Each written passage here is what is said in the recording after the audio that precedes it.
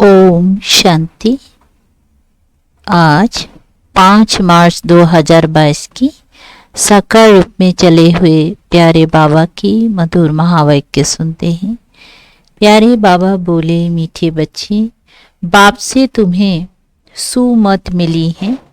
तुम्हारी बुद्धि का ताला खुला है, इसीलिए तुम्हारा कर्तव्य है सबको अपनी बुद्धि का सहयोग देना। प्रश्न है, संगम युग पर तुम बच्चों के अंदर कौन सी आस उत्पन्न होती है जो बाप ही पूरी करते हैं? उत्तर है, संगम पर तुम बच्चों में स्वर्ग जाने की आस उत्पन्न होती है। पहले कभी सोचा भी नहीं था कि हम कोई स्वर्ग में जाएंगे। अभी यह नई आस उत्पन्न हुई है। ये आस एक बाप ही पूरी करता। ये आस पूरी होने के बाद फिर कोई आस नहीं रहेगी। गायन भी है, अप्राप्त नहीं कोई वस्तु देवताओं के खजाने में। गीत बजा है, आखिर वो दिन आया आज। ओम शांति।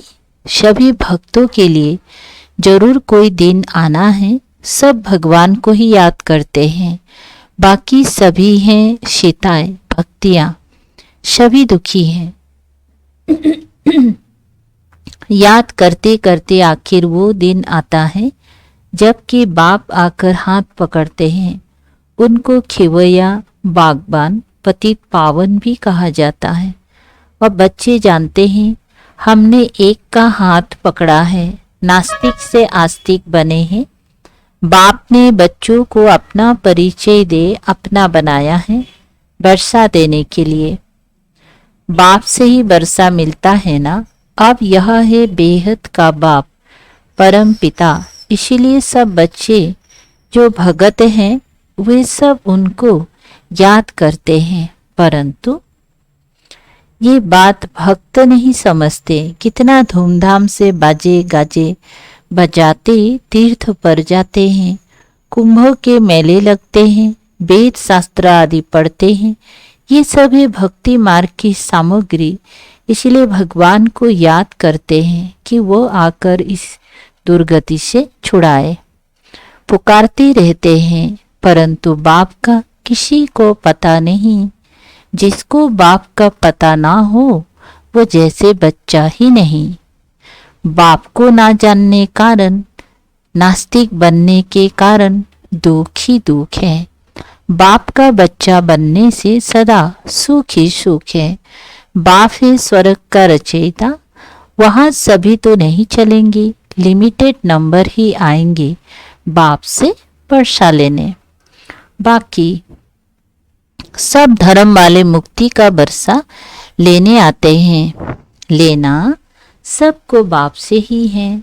बाप कहते हैं, अभी मैं तुमको सहेज ते सहेज बात समझाता हूँ, बस मुझ अपने बाप को याद करो।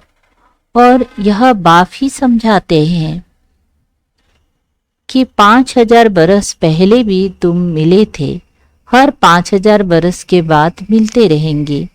अपने लिए तो जैसे पुरानी बात है। कल्प कल्प तुम राज्य गंवाते हो और फिर पाते हो। 84 जन्म तुम ही लेते हो। ये है बहु जन्म के अंत का जन्म। तुम समझते हो हम पहले क्षीर सागर में थे, फिर आकर विषय सागर में फंसे हैं। क्षीर सागर व विषय सागर कोई है नहीं, परंतु पावन थे। फिर माया रावण ने पतित बनाया और फिर बाप पावन बनाने आए हैं। गीत में भी कहते हैं, आखिर वो दिन आया आज। भक्ति मार्ग में तुमको कोई ये आस नहीं थी कि हम स्वर्ग के मालिक बने। ये बात तो बुद्धि में थी ही नहीं। ये बाबा भी बहुत गीता पढ़ते थे, ब्रह्मा बाबा सुनते थे, परंतु ये आस नहीं थी कि हम राजयुग सीख नर से नारायण बनेंगे। तो अनायास ही बाप ने आकर प्रवेश किया। बाबा कहते हैं, मैं अब तुम्हारी स्वर्ग की आस पूर्ण करने आया हूँ। अब स्वर्ग में चलने की आस बुद्धि में धारण करो। स्वर्ग का रचयिता है बाप। वो बहुत सहज रीति बैठ समझाते हैं। हाँ, काम महाशत्रु हैं, ये तो सेना से भी कहते हैं, इसीलिए घर बार छोड़ देते हैं। वे तो हुई एक दो की बात। उनका निर्वृत्ति मार्ग का पार्ट ड्रामा में है तो वो भी भगत गॉड फादर कहते हैं, लेकिन वो कौन है ये नहीं जानते। फिर कहते भज राधे गोविंद। किसको भजे? कृष्ण का नाम, फिर गोविंद रख दिया है। जो सुना है वो लिख दिया है। भला गोविंद किसको कहें? गुरुओं को चराने वाला, गौओं को चराने वाला, मुरली सुनाने वाला तो एक बाप ही है भी ह्यूमन गो की बात।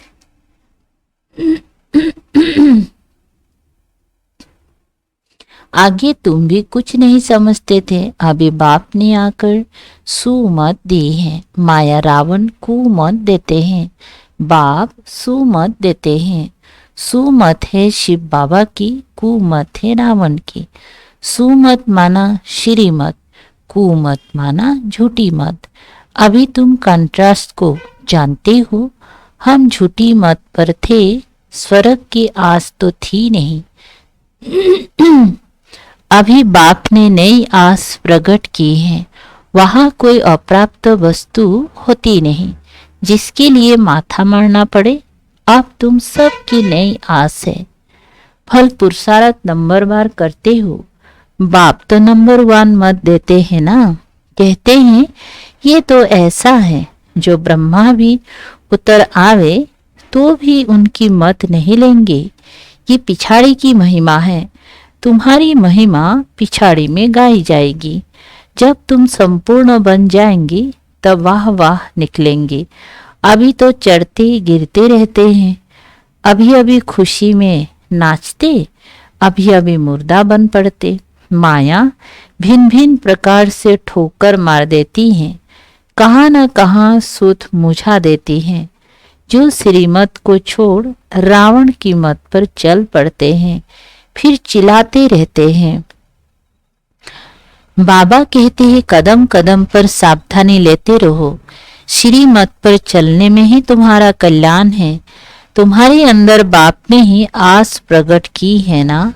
श्रीमत पर चलने से ये लक्ष्मी नारायण जैसा बनेंगे।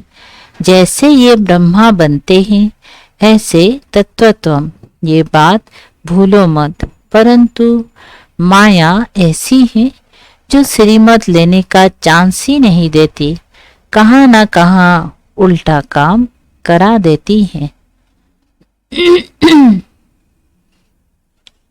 करके फिर पीछे आकर कहेंगे बाबा हम ये काम कर बैठे, टाइम नहीं मिला जो राय लेवे, अब क्या करे।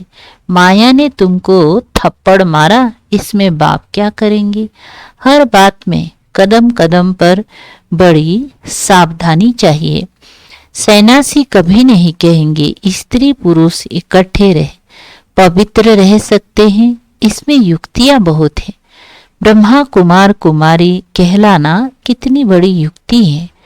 तुम बच्चे ब्राह्मण ब्राह्मणियां बनते हो तो कहाँ कुल को कलंक नहीं लगाना है। बहन भाई का नाता कभी उल्टा नहीं होता।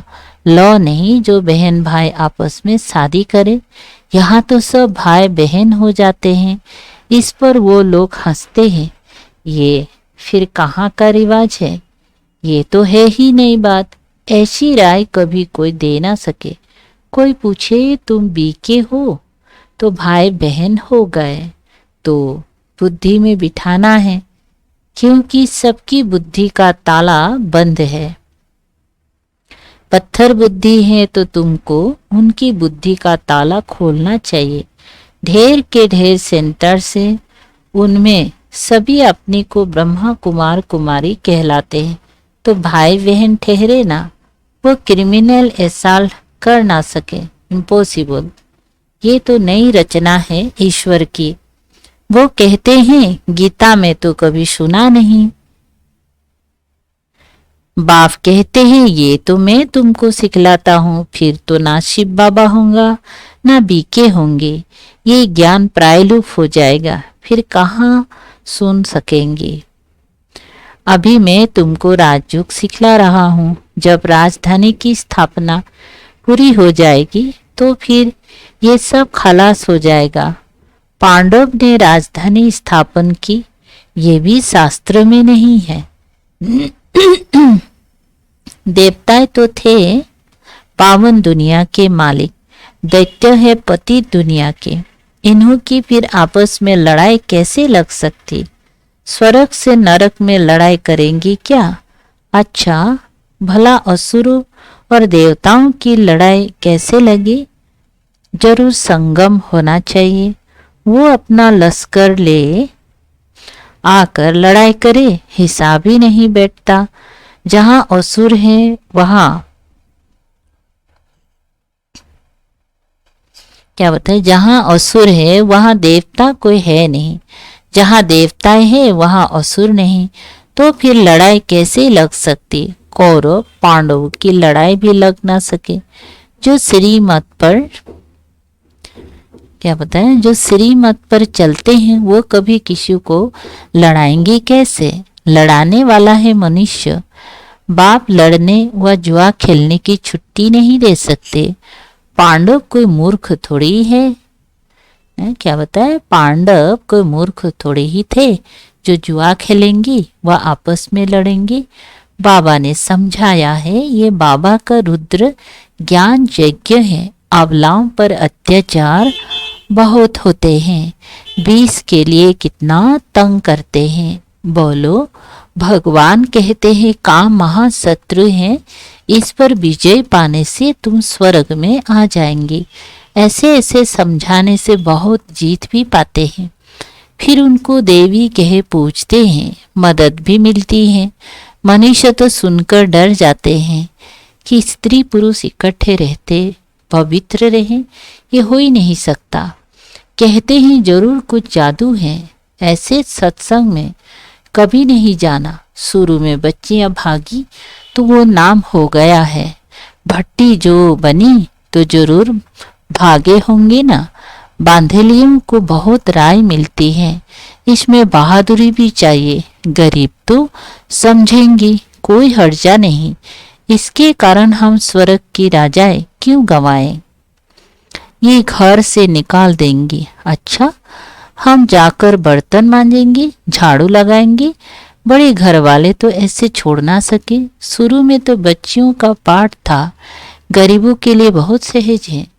बाबा कहते हैं बाबा के पास आएंगी तो पहले झाड़ू आदि लगाना सब करना पड़ेगा। माया के तूफान भी जोर से आएंगी, बच्चे याद पड़ेंगी, इसलिए खबरदारी चाहिए।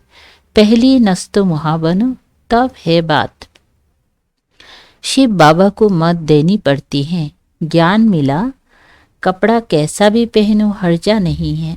बाप तुम्हें नैनों पर बिठाकर स्वर्ग में ले चलते हैं। साजन पिछाड़ी सजनी जाती हैं तो मटकी में जोत जगाते हैं। बाप आते ही हैं सबको गुल गुल बनाकर ले जाने, प्योर तो सभी बनेंगी। पापों का बोझा सिर पर है तो हिसाब किताब अंत में चुक्त करना,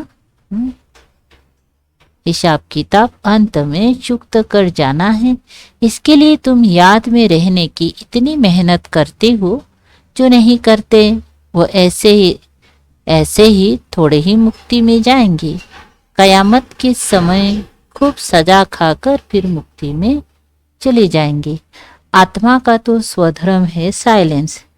हम अशरीरी हो बैठते हैं, इन कर्मेंद्रियों से काम नहीं लेते हैं, चुप हो बैठ जाते हैं, परंतु कब तक? आखिर कर्म तो करना है ना। साधु संत आदि कोई को भी ये पता नहीं है कि आत्मा का स्वधर्म ही साइलेंस है। सन्यासी लोग शांति को ढूंढने जाते हैं। बाबा कहते हैं शांति तो तुम्हारे गले का हार है, फिर हम जंगल में क्यों जाए? हम कर्म योगी हैं। बाबा कहते मुझे याद करो तो विक्रम विनाश होंगे। फिर स्वर्ग को याद करो। 63 जन्म भक्ति की घमासान ने हैरान कर दिया। अभी तुमको सब हंगामों से छुड़ा दिया। बाबा की डायरेक्शन मिलते हैं कि आप अशरीरी बनो, क्योंकि तुमको मेरे पास आना है। फिर तुमको स्वर्ग में भेज दूंगा। इसमें हंगामा की कोई बात नहीं है। भक्ति मार्ग में तुमने धक्के खाए, सो तो फिर भी खाने पड़ेंगे। सबको पुनर्जन्म लेते लेते तमु प्रधान बनना ही है। अच्छा, मीठे मीठे शिकलदेह बच्चों प्रति माता पिता बाप दादा का याद प्यार और गुड मॉर्निंग। रूहानी बाप की रूहानी बच्चों को नमस्ते। हम रूहानी बच्चों की रूहानी बाप दादा को याद प्यार, गुड मॉर्निंग और नमस्ते नमस्ते। शुक्रिया बाबा, थैंक यू बाबा। धारणा के लिए मुख्य सार है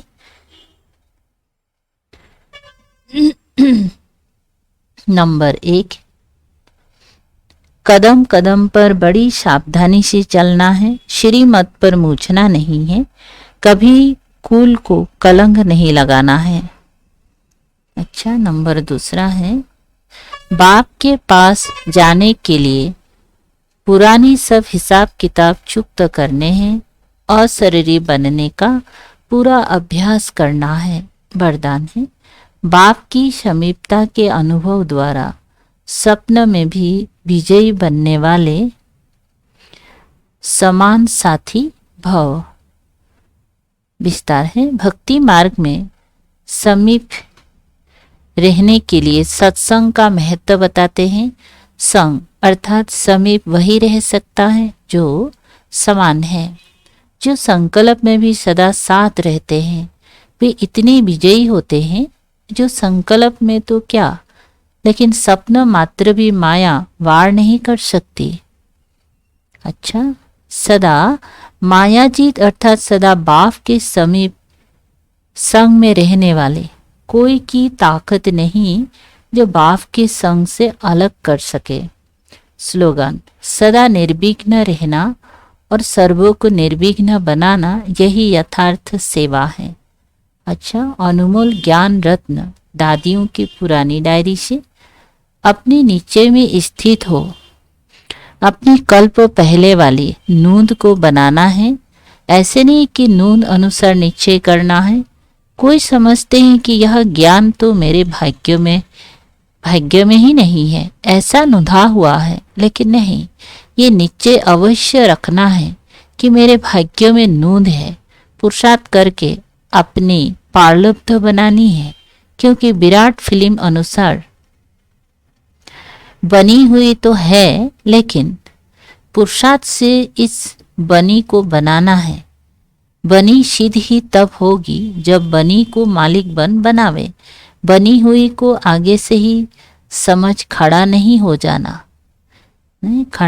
जाना चाहिए। लेकिन पुरुषार्थ से जो पारलब्ध सिद्ध होती हैं उनको ही पारलब्ध समझना चाहिए। यही ज्ञान है। बाकी नून समझ पुरुषार्थहीन हो जाना ये अज्ञान है। अच्छा, ओम शांति। शुक्रिया बाबा, थैंक यू बाबा।